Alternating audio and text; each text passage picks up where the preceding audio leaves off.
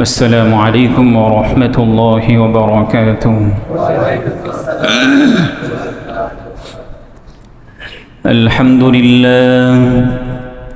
الحمد لله الذي من علينا بالإسلام، ونشهد أن لا إله إلا الله وحده لا شريك له، ونشهد أن سيدنا وسندنا ومولانا محمدا عبده ورسوله، صلى الله تعالى عليه وعلى آله وأصحابه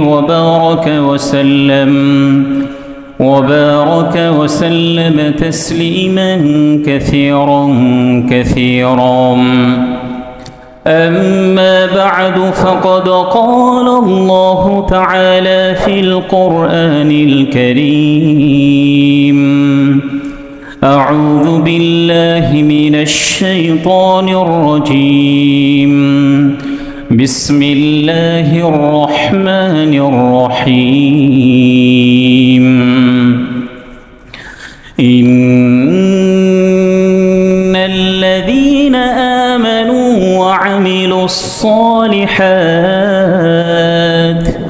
وعملوا الصالحات كانت لهم جنات الفردوس نزلا، خالدين فيها لا يبغون عنها حولا.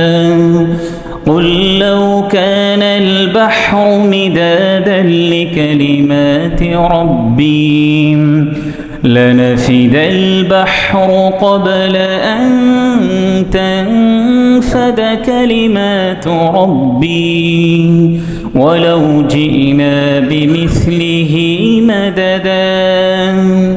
قل إنما أنا بشر مثلكم يوحى إلي أنما إلهكم إله واحد، فمن كان يرجو لقاء ربه فليعمل عملا صالحا ولا يشرك بعبادة ربه أحدا. وقال رسول الله صلى الله عليه وسلم: أحب الأعمال إلى الله أدومها وإن قل، أو كما قال عليه الصلاة والسلام. وقال الله تعالى في شان حبيبي: إن الله وملائكته يصلون على النبي يا أيها الذين آمنوا صلوا عليه وسلموا تسليما. شكرا درود إبراهيم كريم. اللهم صل على محمد وعلى آل محمد كما صليت على إبراهيم وعلى آل إبراهيم إنك حميد مجيد. اللهم بارك على محمد وعلى آل محمد كما باركت على إبراهيم وعلى آل إبراهيم إنك حميد مجيد. الحمد لله। শুরুতেই সেই মহান আল্লাহ তাআলার কৃতজ্ঞতা আদায় করছি, শুকরিয়া প্রকাশ করছি যে মহান আল্লাহ তাআলা আমাদেরকে সুস্থ রেখে জুমার নামাজ আদায় করার জন্য মসজিদে আসার তৌফিক দিয়েছেন। এই জন্য আমরা অন্তরের অন্তঃস্থল থেকে আল্লাহ তাআলার কৃতজ্ঞতা আদায় করি, আলহামদুলিল্লাহ। দরুদ ও সালাম পেশ করছি বিশ্ব মানবতার মুক্তির দূত সকল নবীদের সর্বশ্রেষ্ঠ নবী এবং সর্বশেষ নবী, যার অসীম ত্যাগ, ভাষাতীত কোরবানি আর অফুরন্ত সাধনার বরকতে আমরা ইসলাম নামক একটি সুন্দর ধর্ম পেয়েছি। এজন্য সেই প্রিয়তম ব্যক্তির প্রতি দরুদ পড়ি সাল্লাল্লাহু আলাইহি ওয়াসাল্লাম। সুস্থতা কামনা করছি যারা অসুস্থ থাকা সত্ত্বেও মসজিদে এসেছেন, আল্লাহ রব্বুল আলামিন যেন সকলকে পরিপূর্ণ সুস্থতা দান করেন। মাগফিরাত কামনা করছি আমাদের যে সকল মরহুম আত্মীয় স্বজন পরপারে পাড়ি জমিয়েছেন, আমাদের মরহুম মা বাবা সহ শ্রদ্ধাভাজন শিক্ষকবৃন্দ যারা আল্লাহ তাআলার সান্নিধ্যে চলে গেছেন, আমরা দোয়া করছি আল্লাহ রব্বুল আলামিন যেন সকলকে জান্নাতের সর্বোচ্চ মর্যাদা দান করেন। পরম শ্রদ্ধাভাজন মুরব্বীবৃন্দ এবং প্রিয় যুবক ভাইয়েরা, শুরুতেই আমি সূরাতুল কাহফের 107, 8, 9 এবং 10 নম্বর আয়াত তিলাওয়াত করেছি। সূরাতুল কাহফের 107 নম্বর আয়াতে আল্লাহ তাআলা বলেছেন, ইন্নাল্লাযীনা আমানু ওয়া আমিলুস সালিহাত, নিশ্চয়ই যারা ঈমান এনেছে, ওয়া আমিলুস সালিহাত, এবং কল্যাণমূলক কাজ করেছে। নিশ্চয়ই যারা ঈমান এনেছে এবং যারা সৎ কাজ করেছে, আল্লাহ রাব্বুল আলামিন তাদেরকে জান্নাতুল ফিরদাউস দান করবেন। সুবহানাল্লাহ। তাহলে জান্নাত পাওয়ার জন্য এই আয়াতের মধ্যে আল্লাহ তাআলা দুটি শর্ত করেছেন, দুটি শর্ত দিয়েছেন। 1 নম্বর শর্ত হচ্ছে ঈমান আনা। 1 নম্বর শর্ত কি? ঈমান আনা।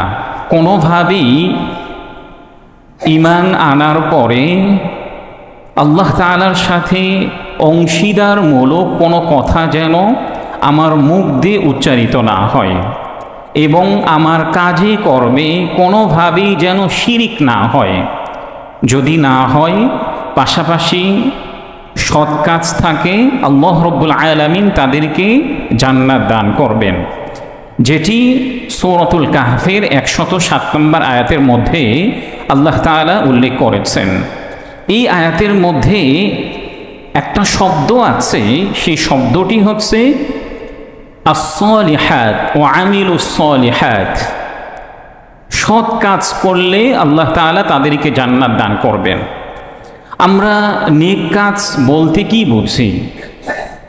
নেক কাজ বলতে বুঝি 5 ওয়াক্ত সালাত আদায় করা, নেক কাজ বলতে বুঝি যাকাত আদায় করা, নেক কাজ বলতে বুঝি হজ সম্পাদন করা, আরও কিছু বিষয় আমরা নেক কাজের অন্তর্ভুক্ত বলে গণ্য করি।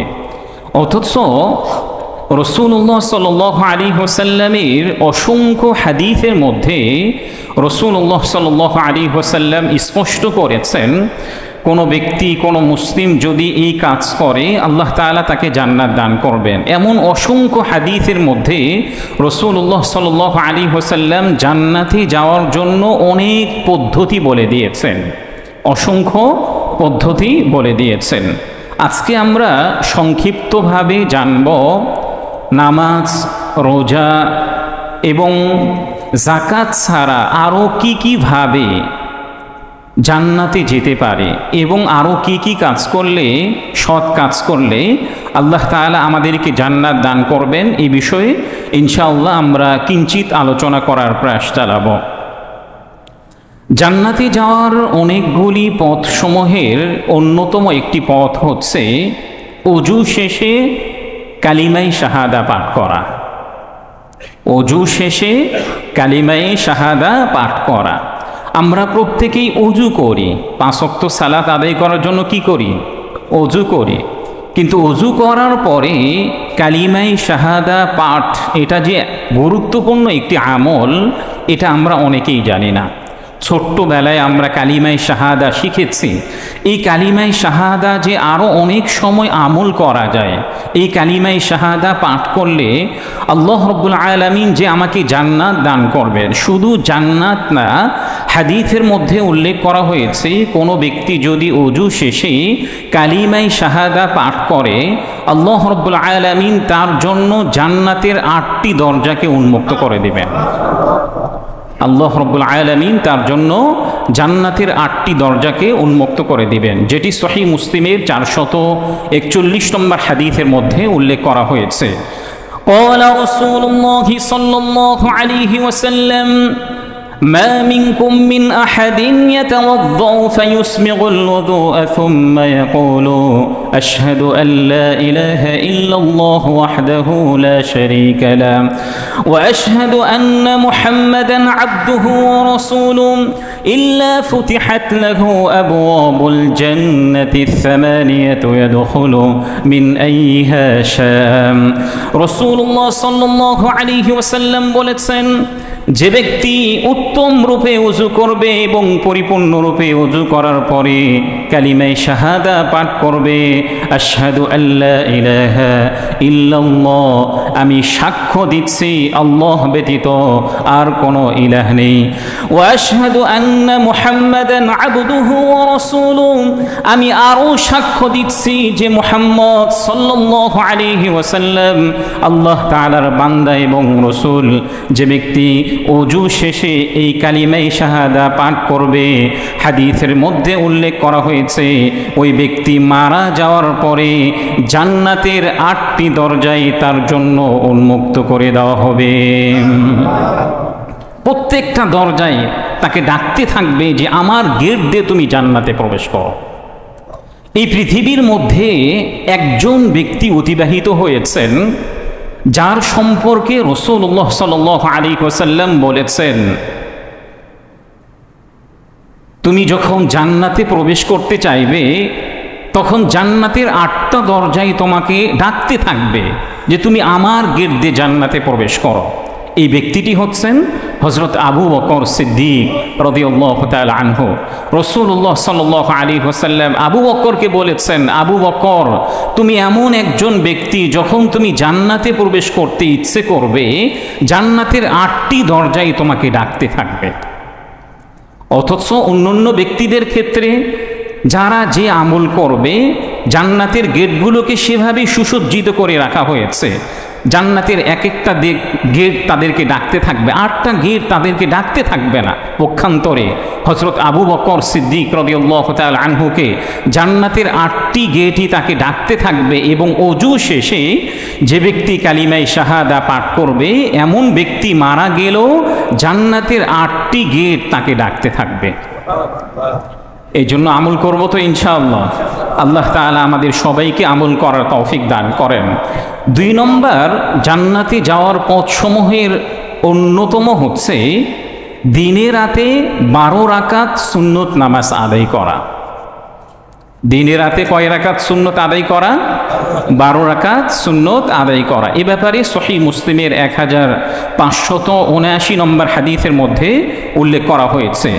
قال رسول الله صلى الله عليه وسلم من صلى 12 ركعة في يوم وليلة بني له بهن بيت في الجنة রাসূলুল্লাহ সাল্লাল্লাহু আলাইহি ওয়াসাল্লাম বলেছেন, যে ব্যক্তি দিনে রাতে 12 রাকাত সুন্নত নামাজ আদায় করবে আল্লাহ রাব্বুল আলামিন তাকে জান্নাত দান করবেন। তাহলে দিনে রাতে কত রাকাত সুন্নত আদায় করলে আল্লাহ তাআলা জান্নাত দান করবে? 12 রাকাত। 12 রাকাত সুন্নত কোনগুলি? আমরা মসজিদে আসার পরে যে সুন্নাহগুলি আদায় করি, যেমন ধরেন ফজরের পূর্বে কয় রাকাত সুন্নাত? 2 রাকাত। জোহরের পূর্বে কয় রাকাত সুন্নাত? 4 রাকাত। জোহরের পরে কয় রাকাত?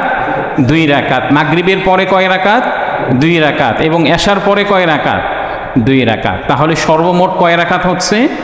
12 রাকাত। আমরা প্রতিনিয়ত মসজিদে আসি কিংবা বাসায় কখনো প্রয়োজন পড়লে মসজিদে জামাতে সালাত আদায় করতে না পারলে বাসায়ও যদি আমরা সালাত আদায় করি তাহলে অবশ্যই আমরা এই সুন্নাহগুলি পালন করার ইনশাআল্লাহ চেষ্টা করব। তাহলে কোনো ব্যক্তি যদি প্রতিনিয়ত 12 রাকাত সুন্নত আদায় করে আল্লাহ রাব্বুল আলামিন তাকে জান্নাত দান করবেন। 3 নম্বর, জান্নাতে যাওয়ার পথসমূহের অন্যতম একটি কাজ হচ্ছে হজ উমরা সম্পাদন করা। হজ উমরা কি করা? সম্পাদন করা। এ ব্যাপারে সহিহ বুখারীর 1773 নম্বর হাদিসের মধ্যে উল্লেখ করা হয়েছে। হাদিসটি বর্ণনা করেছেন হযরত আবু হুরায়রা রাদিয়াল্লাহু তাআলা আনহু। তিনি বলেন, عن أبي هريرة رضي الله تعالى عنه قال قال رسول الله صلى الله عليه وسلم العمرة إلى العمرة كفارة لما بينهما والحج المبرور ليس له جزاء إلا الجنة حضرت أبو هريرة رضي الله تعالى عنه থেকে বর্ণিত নবীজি সাল্লাল্লাহু আলাইহি ওয়াসাল্লাম বলেছেন, একজন মুসলিম যখন উমরা আদায় করবে, এরপরে যখন আরেকবার উমরা সম্পাদন করবে, 2 বার উমরা করার মাঝামাঝি যে সময়টা সে অতিবাহিত করেছে, এই সময়ের মধ্যে যতগুলি গুনাহ করেছে আল্লাহ রাব্বুল আলামিন সে সকল গুনাহগুলিকে মাফ করে দিবেন। এরপর প্রিয় নবীজি সাল্লাল্লাহু আলাইহি ওয়াসাল্লাম আরো বলেছেন, ওয়াল হজ্জুল মাবরুর লাইসা লাহু জাযাউন ইল্লাল জান্নাহ। কোন ব্যক্তি যদি হজ সম্পাদন করে আর এই হজটা যদি পুণ্যবান হজ হয়, সৎ হজ হয়, ভালো হজ হয়, এর বিনিময়ে আল্লাহ রাব্বুল আলামিন তাকে জান্নাত দান করবেন। এখন পূর্ণ হজ কাকে বলে? এ ব্যাপারে মুহাদ্দিসিনে কেরামগণ বলেছেন, আপনি হজের সফরে গিয়েছেন, হজের সফরে গিয়ে কোনো ধরনের কোনো গুনাহের কাজ আপনি করেন নাই, কারো সাথে তর্কে জড়ান নেই, কিংবা অশ্লীল কোনো কাজ করেন নেই। যেভাবে হাদিসের মধ্যে হজ সম্পাদনের কথা উল্লেখ করা হয়েছে, সে কাজগুলি আপনি সেভাবেই আদায় করেছেন, তাহলে এই হজটিকে বলা হবে পূর্ণ হজ, আর এর বিনিময়ে আল্লাহ রাব্বুল আলামিন আপনাকে জান্নাত দান করবেন। এই জন্য প্রিয় ভাইয়েরা, যাদের সামর্থ্য আছে তাদের উপরে হজ কি ফরজ। রাসূলুল্লাহ সাল্লাল্লাহু আলাইহি ওয়াসাল্লাম আরও বলেছেন, কোনো ব্যক্তির যদি সামর্থ্য আছে, অ্যাবিলিটি থাকা সত্ত্বেও কোনো ব্যক্তি হজ সম্পাদন করে নাই, সে ইহুদি হয়ে মারা যাক কিংবা খ্রিস্টান হয়ে মারা যাক, আমার কোনো পরোয়া নেই। কোনো ব্যক্তির সামর্থ্য আছে কিন্তু সে কি করে নাই? হজ সম্পাদন করে নাই, কিংবা হজ সম্পাদন করে নেই, তাহলে রাসূলুল্লাহ সাল্লাল্লাহু আলাইহি ওয়াসাল্লাম বলেছেন, সে ইহুদি হয়ে মারা যাক কিংবা খ্রিস্টান হয়ে মারা যাক, আমার কোনো পরোয়া নেই। আমরা অনেক সময় মনে করি বাসাটা নির্মাণ করার পরে, 7 তলা বাসা নির্মাণ করার পরে, 10 তলা ভিত দেওয়ার পরে, মেয়েকে বিয়ে দেওয়ার পরে, অমুক জায়গায় প্লট কেনার পরে হজ সম্পাদন করব, কিংবা বার্ধক্যে উপনীত হয়ে যাওয়ার পরে কি করব? হজ সম্পাদন করব। অথচ আপনি এই কাজগুলি সম্পাদন করতে গিয়ে যদি মারা যান, হজ করতে পারেন না, তাহলে রাসূলুল্লাহ সাল্লাল্লাহু আলাইহি ওয়াসাল্লাম তাদের ক্ষেত্রে এই সতর্ক করে দিয়েছেন, ভীতি প্রদর্শন করে দিয়েছেন। এই জন্য হজ ফরজ হওয়ার সঙ্গে সঙ্গে আগে হজ পালন করা, এরপরে আপনার মনে যা চাই তাই আপনি করতে পারেন। অনেক ভাইয়েরা মনে করেন যে মেয়েকে এখনও বিবাহ দেওয়া হয়নি, হজ তো পরে করা যাবে। না ভাই, আপনার মেয়ের বিবাহ এখনও হয়ই নাই, আপনি কি 5 ওয়াক্ত নামাজ বাদ দিয়ে দিবেন? কথা বলেন, 5 ওয়াক্ত নামাজ বাদ দিয়ে দিবেন? 5 ওয়াক্ত সালাতের মতোই ইসলামের আরেকটা ভিত্তি হচ্ছে কি? হজ। এই হজ শুধু মাত্র করলেই হবে না, যেন হজটা ভালোভাবে সম্পাদন হয়, একদম শুরু থেকে নিয়ে শেষ পর্যন্ত প্রত্যেকটা কার্যাবলী রাসূলুল্লাহ সাল্লাল্লাহু আলাইহি ওয়াসাল্লাম যেভাবে বলে দিয়েছেন এভাবে যেন করতে পারেন। এই জন্যই আগে থেকে অনেক প্রিপারেশন নিতে হবে। আমরা যারা হজের সফরে যাচ্ছি, আমাদের প্রিপারেশন বলতে আমরা কি বুঝি? পাসপোর্ট করা বুঝি, টিকা দেওয়া হয়েছে কি না এটা বুঝি। আমি একজন মুআল্লিম ঠিক করলাম, একটা কাফেলা ঠিক করলাম, কাফেলা আমার বাসাটা মক্কায় কত দূরে রাখবে, মদিনাতে কত দূরে রাখবে, এতটুকুই আমরা পরস্পরে চিন্তা করি বা এতটুকুই প্রিপারেশন নেই। অথচ হজে যাওয়ার পূর্বে হজের কার্যাবলী কোথায় কি করতে হবে, এই জন্য হজে যাওয়ার পূর্বেও একজন ভালো গাইড খুঁজে নেওয়া দরকার। এমন হওয়া উচিত, আপনার যদি অ্যাবিলিটি থাকে তাহলে একজন নেককার ব্যক্তির সান্নিধ্যে আপনি হজে যান। সাহাবাই কেরাম রাদিয়াল্লাহু তাআলা আনহুমদের মধ্য থেকে যারা নেককার যারা ছিলেন, অন্য সাহাবীরা ওই নেককার সাহাবীদের সঙ্গে তারা হজ সম্পাদন করতেন। হযরত আলী রাদিয়াল্লাহু তাআলা আনহুর একজন নাতি ছিলেন, তার নামও ছিল যাইনুল আবিদিন, যেটা আমাদের সমাজের মধ্যে প্রসিদ্ধ হয়েছে। অনেক সাহাবীরা পর্যন্ত এই যাইনুল আবিদিনের সাথে হজ সম্পাদন করতেন। কেন করতেন? কারণ তার ব্যাপারে প্রসিদ্ধ ছিল এই যাইনুল আবিদিন আমাদের চেয়ে সবচেয়ে বেশি সে আল্লাহ তাআলার ইবাদত করে। এই জন্য পূর্ণ হজ হওয়ার জন্য একজন নেককার ব্যক্তির সান্নিধ্যে, একজন ভালো আলেমের সান্নিধ্যে আপনার হজটা সম্পাদন হওয়া দরকার। যদি একজন ভালো নেককার আলেমের সান্নিধ্যে আপনি হজ সম্পাদন করেন তাহলে হজের প্রতিটা কার্যাবলী আপনি যথাযথভাবে আদায় করতে পারবেন। আর যদি এই হজটা যথাযথভাবে আপনি পালন করতে পারেন তাহলে এর বিনিময়ে আপনাকে আল্লাহ তাআলা জান্নাত দান করবেন। 4 নম্বর, জান্নাতে যাওয়ার পথসমূহের অন্যতম পথ হচ্ছে অন্যকে খাবার খাওয়ানো। অন্যকে কি করানো? খাবার খাওয়ানো। এ ব্যাপারেও সুনানুত তিরমিজির 1855 নম্বর হাদিসের মধ্যে রাসূলুল্লাহ সাল্লাল্লাহু আলাইহি ওয়াসাল্লাম উল্লেখ করেছেন, উবুদুর রহমান, হে আমার বান্দাসমূহ তোমরা আল্লাহ তাআলার ইবাদত করো, ওয়া আতঈমুত তুআম, এবং মানুষদেরকে খাবার খাও। মানুষদেরকে খাবার খাওয়ালে আল্লাহ তাআলা জান্নাত দান করবেন। সুবহানাল্লাহ। মানুষদেরকে খাবার খাওয়াতে গেলে কি অনেক টাকা লাগে? কথা বলেন, অনেক টাকা লাগে? আপনার যতটুকু সামর্থ্য আছে, আপনার সামর্থ্য আছে আপনি অন্যকে 1 কাপ চা পান করাতে পারবেন। আপনার সামর্থ্য আছে অন্যকে একটা চকলেট খাওয়াতে পারবেন। এতটুকু সামর্থ্য অনুযায়ী আপনি অন্যকে খাওয়ান। আপনার সামর্থ্য আছে আপনি তাকে 100 টাকা দামের কোনো খাবার খাওয়াতে পারবেন, 100 টাকা দিয়ে তাকে খাওয়ান।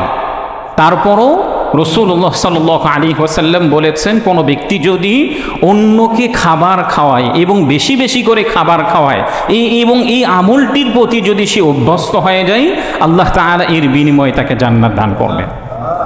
এর বিনিময়ে আল্লাহ তাআলা তাকে কি করবেন? জান্নাত দান করবেন। এখন যেমন ধরেন মৌসুমি ফল চতুর্দিকে আছে, আপনার প্রতিবেশী যারা আছেন তাদেরকে আপনি মৌসুমি ফল খাওয়ান।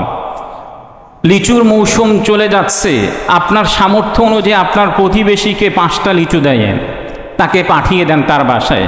আমের মৌসুম চলছে, আপনার সামর্থ্য অনুযায়ী তাকে 1 কেজি আম গিফট করেন, কিংবা একটা আম তাকে গিফট করেন। যার যতটুকু সামর্থ্য আছে তাকে তত পরিমাণে কি করানো? খাবার খাওয়ানো।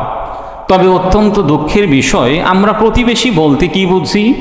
আমাদের আশেপাশে যারা আছে তাদেরকেই বুঝি, অথচ অনেক ক্ষেত্রে আমাদের বাসার আশেপাশে যারা আছেন তাদেরকে আমরা প্রতিবেশী বলে গণ্য করতে চাই না। কিংবা আপনি একই অফিসে আছেন, আপনার অফিসের কলিগ যারা আছে, কিংবা আপনার তত্ত্বাবধানে যে সকল কর্মীরা আছে, আপনার তত্ত্বাবধানে যে সকল শ্রমিকরা আছে তারাও আপনার প্রতিবেশী। তাদেরকেও কি করানো? খাবার খাওয়ানো।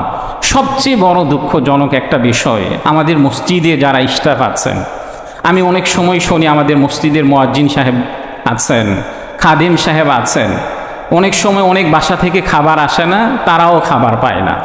কোনো একজন মুসল্লি এটা জিজ্ঞাসা করে না যে মুয়াজ্জিন সাহেব আজকে খাবার খেয়েছেন কিনা, খাদিম সাহেব আজকে খাবার পেয়েছেন কিনা। আমি অনেক সময় এদের থেকে শুনি, অনেক সময় তারা বলেন যে আজকে নিজেরাই অনেক সময় অতিবাহিত হয়ে যাওয়ার পরে রান্না করেছে।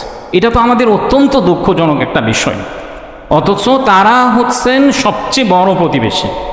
এই জন্য আমাদের মসজিদের স্টাফ যারা আছেন, মুয়াজ্জিন আছেন, খাদিম সাহেব যারা আছেন, তাদেরও কি করা দরকার? মাঝে মাঝে খোঁজখবর নেওয়া দরকার। আরেকটা আমল হচ্ছে জান্নাতে যাওয়ার জন্য আফশুস সালাম, সালামের প্রচার এবং প্রসার করা। সালামের প্রচার এবং প্রসার করা। আপনি রাস্তায় চলছেন, ভাই আপনি বড় হয়েছেন, বয়সে বড়, জ্ঞানে বড়, আপনার চেয়ে ছোট্ট যারা আছে তাদেরকে সালাম দিন। নবীজি সাল্লাল্লাহু আলাইহি ওয়াসাল্লাম একজন শ্রেষ্ঠ ব্যক্তি হওয়া সত্ত্বেও, একজন নিষ্পাপ ব্যক্তি হওয়া সত্ত্বেও তিনি ছোট্টদেরকে সালাম দিতেন। তিনি ছোট্টদেরকে কি করতেন? সালাম দিতেন। আমাদের মুরব্বী যারা আছেন, বয়স্ক যারা আছেন, জ্ঞানীরা যারা আছেন, তারা তো তাদের যে ছোট্ট যারা আছে তাদেরকে সালামই দিতে চায় না। অথচ রাসূলুল্লাহ সাল্লাল্লাহু আলাইহি ওয়াসাল্লাম বলেছেন, কোনো ব্যক্তি যদি অন্যকে খাবার খাওয়ায়, মানুষদেরকে সালাম দেয়, তাহলে সে নিরাপদে জান্নাতে প্রবেশ করবে। তাহলে সে কি করবে? নিরাপদে জান্নাতে প্রবেশ করবে। আপনি অন্যকে সালাম দিচ্ছেন, এর অর্থ হচ্ছে আসসালামু আলাইকুম ওয়া রাহমাতুল্লাহি ওয়া বারাকাতুহু, তোমাদের উপরে শান্তি এবং আল্লাহ তাআলার রহমত বর্ষিত হোক। এর অর্থ কি? তোমাদের উপরে শান্তি এবং রহমত বর্ষিত হোক। আমরা অবশ্যই রাস্তাঘাটে চলার পথে সালাম দিব, ছোট্ট বড়কে সালাম দিব, বড় ছোট্টকে সালাম দিবে, অফিসে প্রবেশের সময় সালাম দিব, বসকে দেখলে সালাম দিব এবং বস কর্মীদেরকে দেখলে সালাম দিবে। শুধু বস যারা আছেন তারা কর্মীদের সালামের অপেক্ষা করবেন না, মাঝে মাঝে কি করবেন? কর্মীদেরকেও সালাম দেওয়ার চেষ্টা করবেন। আপনার শ্রমিক যারা আছেন, কর্মী যারা আছেন, তাদেরকে যদি আপনি কয়েকবার সালাম দেন, দেখবেন যে তার মধ্যে যদি ন্যূনতম শিষ্টাচার থাকে, পরবর্তীতে সে আপনার আগেই সে আপনাকে সালাম দিয়ে ফেলবে। এই জন্য আপনি বস হলেও কর্মীদেরকে কি করবেন? সালাম দেওয়ার চেষ্টা করবেন। সবচেয়ে বড় বস কোথায় আছে? আমাদের প্রতিটা ঘরে ঘরে আছে। সবচেয়ে বড় বস কোথায় আছে? প্রতিটা ঘরে ঘরে আছে। আমরা অনেক সময় বাসার অফিস থেকে ফেরার পরে বাসায় প্রবেশের সময় আমরা আমাদের স্ত্রীদেরকে সালাম দিতে চাই না, অথচ আমাদের প্রত্যেকের বস কারা? আমাদের স্ত্রীগণ। আমরা আমাদের স্ত্রীদেরকে কি করতে চাই না? সালাম দিতে চাই না। অথচ হাদিসের মধ্যে কি স্ত্রীদেরকে সালাম দিতে নিষেধ করা হয়েছে? বরং আপনি যদি ঘরে প্রবেশের সময় সালাম দেন, এই ঘরের মধ্যেও আল্লাহ তাআলা শান্তি দান করবেন। এই ঘরের মধ্যেও আল্লাহ তাআলা কি করবেন? শান্তি দান করবেন। দেখেন, স্ত্রীরা আমাদের জন্য অনেক বড় একটি নিয়ামত। আমাদের স্ত্রীরা আমাদের জন্য কি? অনেক বড় একটা নিয়ামত। আপনি প্রশান্তি কোথায় অন্বেষণ করছেন? সুখ শান্তি কোথায় খুঁজছেন? সুখ শান্তি তো আল্লাহ তাআলা স্ত্রীদের মধ্যে রেখেছেন। সুখ শান্তি আল্লাহ তাআলা কোথায় রেখেছেন? স্ত্রীদের মধ্যে রেখেছেন, যেটা কোরআনুল কারীমের মধ্যে আল্লাহ তাআলা উল্লেখ করেছেন, লিতাসকুনু ইলাইহা, তোমাদের সুখ শান্তি আমি স্ত্রীদের মধ্যে রেখে দিয়েছি। আপনার স্ত্রী আপনার মনোপুত হয়েছে, আপনার স্ত্রী একজন সতীসাধী নারী, তাহলে দেখবেন আপনার সারা দিনের পরিশ্রম ক্লান্তি আপনার স্ত্রীর হাসি মুখ দেখলে সব কিছু ভুলে যাবে। কারণ প্রশান্তিটা রেখেছেন কোথায়? আল্লাহ তাআলা স্ত্রীদের মধ্যে রেখেছেন। এটা আমি বলি না, এটা বলেছেন কে? আল্লাহ তাআলা। স্ত্রীদের ব্যাপারে আল্লাহ তাআলা বলেছেন, হুন্না লিবাসুল লাকুম, স্ত্রীরা হচ্ছেন আমাদের পোশাক স্বরূপ। স্ত্রীরা হচ্ছেন কি? আমাদের পোশাক স্বরূপ। আপনি কখনো অনেক রাগান্বিত হয়েছেন, রাগে একেবারে অগ্নিশর্মা হয়েছেন, কখনো কি আপনার পোশাকটা খুলে ফেলেন? কথা বলেন, কখনো কি আপনার পোশাকটা খুলে ফেলেছেন? আরে সবাই কথা বলেন, কখনো আপনার পোশাক খুলে আপনি উলঙ্গ হয়েছেন? না, আমরা কেউই উলঙ্গ হই না। তাহলে আল্লাহ তাআলা স্ত্রীদেরকে আমাদের পোশাক স্বরূপ বলেছেন। তাহলে আমরা রাগান্বিত হলে কেন স্ত্রীদেরকে তালাক দেই? আমরা রাগান্বিত হলে কেন স্ত্রীদেরকে তালাক দেই? অথচ তারা তো আমাদের পোশাক স্বরূপ। এটাও বলেছেন কে? আল্লাহ তাআলা। একটু রাগান্বিত হলে, কোনো কারণে মনোমালিন্য হলে একমাত্র পথ আমাদের কি? ডিভোর্স। আস্তাগফিরুল্লাহ, লা হাওলা ওয়ালা কুওয়াতা ইল্লা বিল্লাহ। আল্লাহ তাআলা আমাদের সবাইকে হেফাজত করুন। বিবাহ এটা এত গুরুত্বপূর্ণ একটি নিয়ামত। দেখুন, উলামায়ে কেরামগণ বলেছেন যে কোনো ব্যক্তি যদি বিবাহিত জীবন ছাড়া জীবন অতিবাহিত করে, কেমন যেন সে অর্ধনগ্ন হয়ে থাকে। কেমন যেন সে কিভাবে থাকে? অর্ধনগ্ন হয়ে থাকে। আপনার স্ত্রী নাই, আপনি উলঙ্গ। আপনার স্ত্রী নাই, এর অর্থ কি? আপনি উলঙ্গ। এই জন্য অনেক সাহাবায়ে কেরাম রাদিয়াল্লাহু তাআলা আনহুম বলেছেন, আমার যদি এটা বুঝে আসে, আমার যদি জানা থাকে যে এই পৃথিবীর মধ্যে আমি আর 1 মাস জীবিত থাকব, আমি আর 1 সপ্তাহ জীবিত থাকব, এই 1 সপ্তাহ এবং এই 1 মাসও আমি স্ত্রী ছাড়া থাকব না, এই 1 সপ্তাহ এবং এই 1 মাসও কি থাকব না, স্ত্রী ছাড়া থাকব না। নবীজি সাল্লাল্লাহু আলাইহি ওয়াসাল্লাম এত বিধি মানুষ ছিলেন, সাহাবীরা এত ব্যস্ততম ব্যক্তি ছিলেন, তারা যে কোনো জায়গায় সফর করতেন স্ত্রীদেরকে নিয়ে যেতেন, যে কোনো জায়গায় তারা সফর করতেন স্ত্রীদেরকে নিয়ে যেতেন। নবীজি সাল্লাল্লাহু আলাইহি ওয়াসাল্লাম জীবনে অনেকগুলি যুদ্ধে তিনি অংশগ্রহণ করেছেন, জিহাদে অংশগ্রহণ করেছেন। আপনি এমন একটা জিহাদের কথা উল্লেখ করতে পারবেন না যে নবীজি সাল্লাল্লাহু আলাইহি ওয়াসাল্লাম স্ত্রীদেরকে রেখে তিনি জিহাদে গেছেন, বরং স্ত্রীদেরকে সঙ্গে নিয়ে তিনি জিহাদের সফরে বের হতেন। এই জন্য আল্লাহ তাআলা প্রশান্তি কোথায় রেখেছেন? স্ত্রীদের মধ্যে রেখেছেন। এই জন্য ঘরে প্রবেশের সময় আমরা কি করব? ইনশাআল্লাহ স্ত্রীদেরকে অবশ্যই সালাম দেওয়ার চেষ্টা করব। 5 নম্বর জান্নাতে যাওয়ার পথসমূহের অন্যতম পথ হচ্ছে রোগী দেখতে যাওয়া। 5 নম্বর আমল কি বলেন? রোগী দেখতে যাওয়া। এ ব্যাপারে সহিহ মুসলিমের 6445 নম্বর হাদিসের মধ্যে উল্লেখ করা হয়েছে, ক্বালা রাসূলুল্লাহ সাল্লাল্লাহু আলাইহি ওয়াসাল্লাম আইদুল মারিদ ফি মাখরাফাতিল জান্নাহ। প্রিয় নবীজি সাল্লাল্লাহু আলাইহি ওয়াসাল্লাম বলেছেন, কোন ব্যক্তি যখন রোগী দেখতে যায় কেমন যেন সেই জান্নাতের বাগানে থাকে।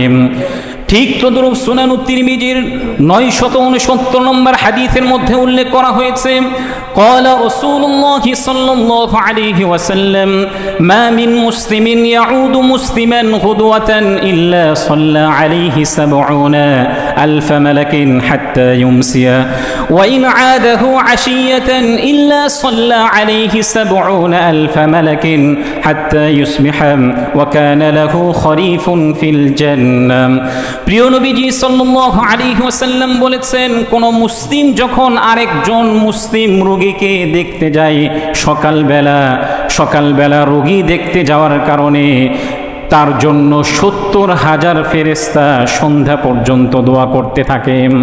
ঠিক তদ্রূপ কোনো একজন মুসলিম যখন আরেকজন মুসলিমকে সন্ধ্যাবেলায় তার অসুস্থকালীন তাকে দেখতে যায়, তাহলে 70,000 ফেরেশতা তার জন্য সকাল পর্যন্ত দোয়া করতে থাকে।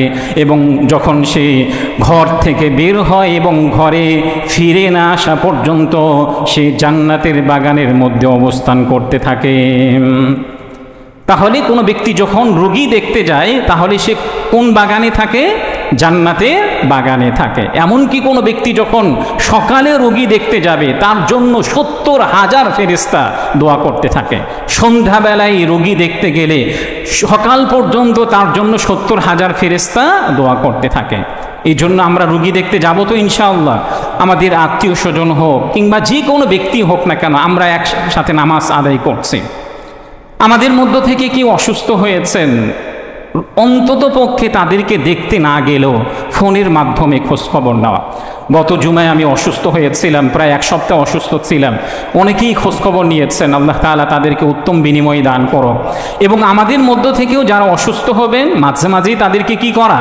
দেখতে যাওয়া। এই সুন্নাহটি পালন করার জন্য যে নবীজি সাল্লাল্লাহু আলাইহি ওয়াসাল্লাম রোগী দেখতে যাওয়ার জন্য আমাদেরকে কি করেছেন? উৎসাহিত করেছেন এবং অনুপ্রাণিত করেছেন। এই জন্য যে কেউ ব্যক্তি অসুস্থ হলে আমরা কি করব? ইনশাআল্লাহ রোগী দেখতে যাব। 6 নম্বর আমল হচ্ছে এতিমের লালন পালন করা। সহিহ মুসলিমের 7199 নম্বর হাদিসের মধ্যে উল্লেখ করা হয়েছে, নবীজি সাল্লাল্লাহু আলাইহি ওয়াসাল্লাম বলেছেন, আনা ওয়া কাফিলুল ইয়াতীমি ফিল জান্নাহ ওয়া আশারা বিস সাব্বাবাতি ওয়াল উসতা। প্রিয় নবীজি সাল্লাল্লাহু আলাইহি ওয়াসাল্লাম বলেছেন, আমি এবং এতিমের যারা লালন পালন করবে, আমি এবং এতিমের যারা লালন পালন করবে তারা জান্নাতের মধ্যে থাকবে। নবীজি সাল্লাল্লাহু আলাইহি ওয়াসাল্লাম এই হাদিসটি বলার পরে তিনি অনামিকা আঙ্গুল এবং মধ্যম আঙ্গুলি এভাবে করেছেন। তারা পাশাপাশি কি করবেন? এভাবে জান্নাতের মধ্যে থাকবেন। এই জন্য আমাদের আশেপাশে যারা এতিম আছেন, যাদের বাবা নেই, তাদের মাঝামাঝি খোঁজ খবর নেওয়া, মাঝামাঝি কি করা, খোঁজ খবর নেওয়া, এবং সম্ভব হলে একজন এতিমের দায়িত্ব নিয়ে তাদের পড়ালেখার যত খরচ আছে এই খরচটা আদায় করা। আমাদের মাদ্রাসাগুলোর মধ্যে অনেক এতিম আছে, যদি এই হাদিসটা যদি এদিক থেকে হয় তাহলে আমরাও এর অন্তর্ভুক্ত, কারণ এতিমরা আমাদের তত্ত্বাবধানেই কি করেন, তারা পড়ালেখা করেন।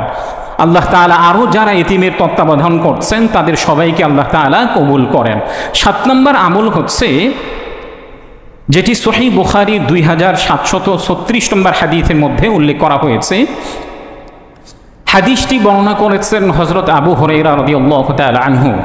হযরত আবু হুরায়রা রাদিয়াল্লাহু তাআলা আনহু উল্লেখ করেছেন, ইন্না লিল্লাহি তাআলা 99 ইসমান, নিশ্চয়ই আল্লাহ তাআলার 99টি নাম আছে। মান আহসাহা দাখালাল জান্নাহ, যে ব্যক্তি এই 99টি নাম মুখস্থ করবে আল্লাহ তাআলা তাকে জান্নাত দান করবেন। যে ব্যক্তি এই 99টি নাম মুখস্থ করবে আল্লাহ তাআলা তাকে কি দান করবেন, জান্নাত দান করবেন।